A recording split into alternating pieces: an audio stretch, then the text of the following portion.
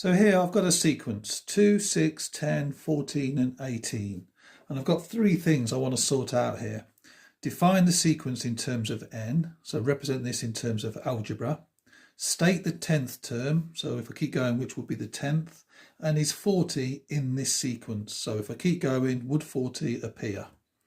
So first of all, if we do this, it will help us with these two parts. So define the sequence in terms of n.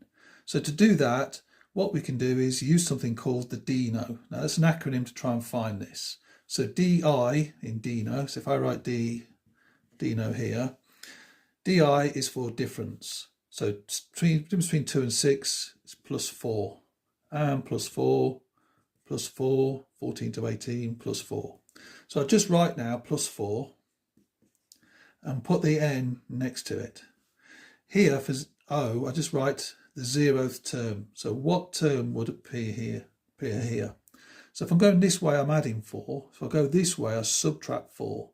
So 2 minus 4 is minus 2.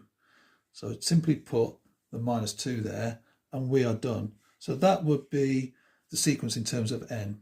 Now define the 10th term. Well, for the 10th term, n is just 10. So substitute 10 into that and I've got 4 times 10 minus 2, which equals 38.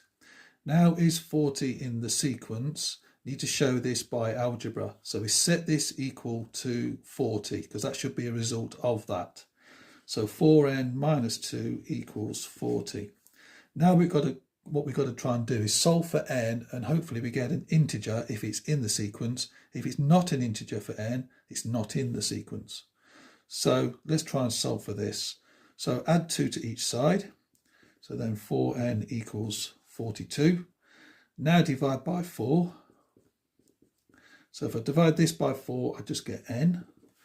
And then 42 divided by 4, that's going to give me 21 over 2, which is now not going to be an integer. That's going to be 10 and a half. All right, 10 and a half. So as that's not an integer, this is not in the sequence. So with that, we are now done.